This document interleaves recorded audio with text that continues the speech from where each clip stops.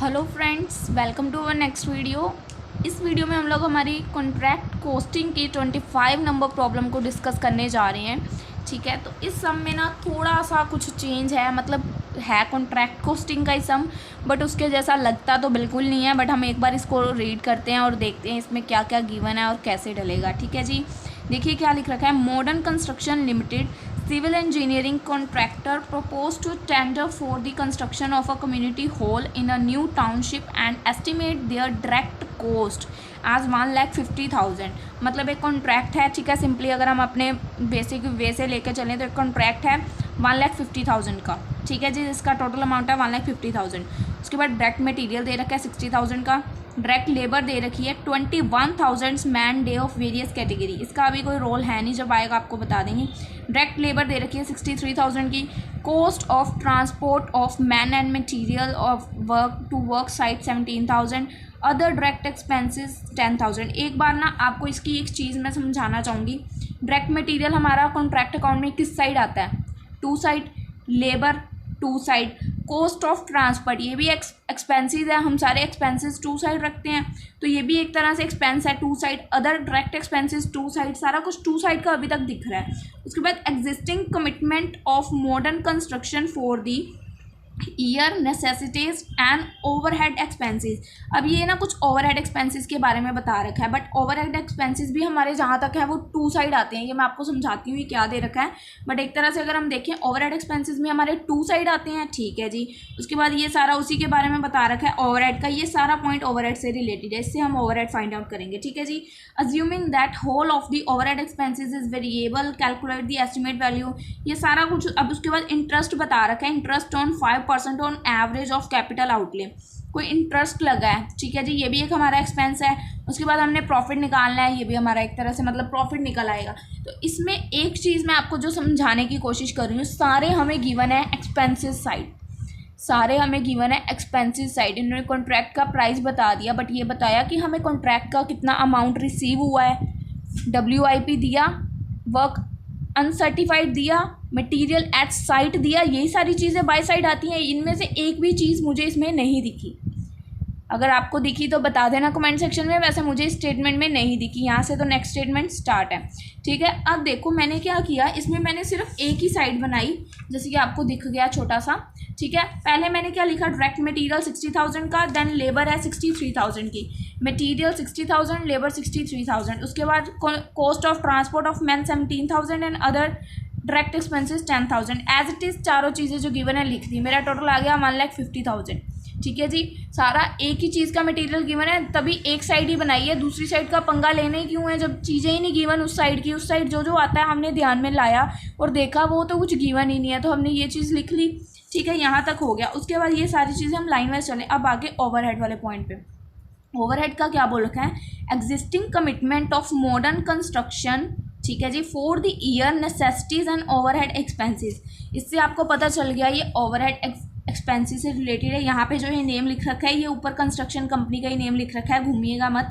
ठीक है, 8,50,500 against execution of work. पहली बात, इसको डायरेक्ट लेबर के ऊपर आपने लेके चलना है। ठीक है, वो हम समझेंगे कैसे।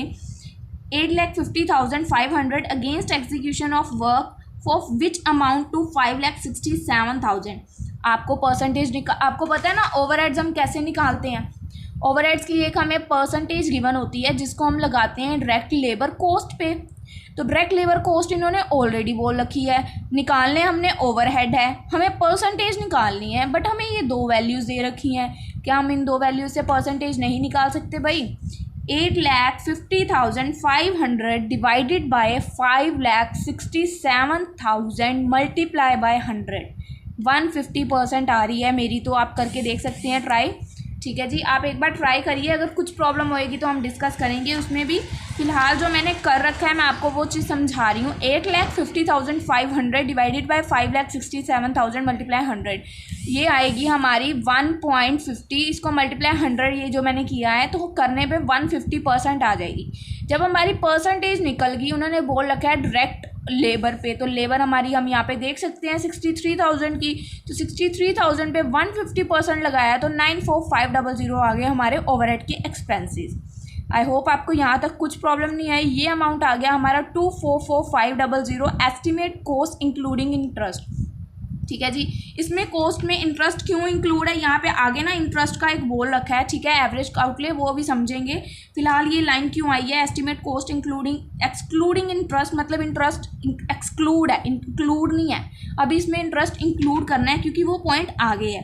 ठीक है, फिलहाल इसको ये इन्होंने नाम दिया है, आप मत भी दो, कोई प्रॉब्लम नहीं है इसमें नेम देने में इसमें। ठीक है, ये वाला पॉइंट हमने यहाँ तक कवर अप कर लिया। ठीक है, उसके बाद assuming that whole overhead expenses is variable, calculate the estimate value of tendering duly providing for necessary overheads, interest at 5% on the average of capital outlay। Interest जो है वो आपको लगाना है 5% ऑन दी कैपिटल, जो भी आपकी कॉस्ट आई है अभी ओवरहेड तक हमने टोटल किया, जो भी हमारी कॉस्ट आई है ना उसका इन्होंने बोल रखा है, ध्यान से देखिए यहाँ पे इंटरेस्ट जो है 5% तो लगाना है। ठीक है, on the average of capital outlay, जो अभी हमारी कॉस्ट आई है ना, इन्होंने कैपिटल बोल रखा है, कैपिटल आउटले मतलब कॉस्ट आउटले जो अभी आई है उसका एवरेज के ऊपर आपको 5% लगाना है।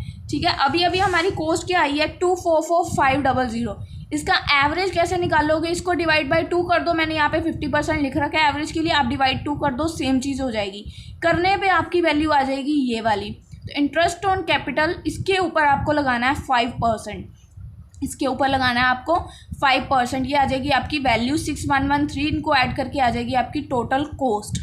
ठीक है जी, अब उसके बाद बोल रखे है सिंपल कि 10% मार्जिन है जो है प्रॉफिट का, तो आप सिंपली इसके ऊपर 10% अपना प्रॉफिट लगा दोगे, मार्जिन ऑफ प्रॉफिट, तो आपका प्राइस टू बी क्यूटेड आ जाएगी, जो आंसर यहाँ पे गिवन है एग्जैक्टली वही। आई होप आपको समझ आया क्या समझाया है मैंने।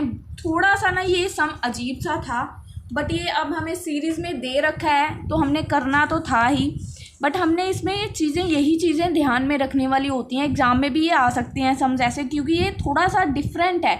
हमने इस सम को देख के पहचाना नहीं कि ये कॉन्ट्रैक्ट कॉस्टिंग से रिलेटेड है अगर मैं कहूँ तो, क्योंकि इसमें बाय वाली साइड की एक भी वैल्यू नहीं गिवन थी ना, तो यही चीज़ें हमें ध्यान में रखनी है। आई होप आपको जो मैंने समझाने की कोशिश की है आपको अच्छे से समझ आया है। बाय बाय फ्रेंड्स, वीडियो को लाइक और अपने फ्रेंड्स के साथ यार शेयर कर दियो प्लीज़, और चैनल को सब्सक्राइब कर देना ताकि हमारे आने वाली वीडियोस की नोटिफिकेशन आपको टाइम टू टाइम मिलती रहे। Bye bye friends.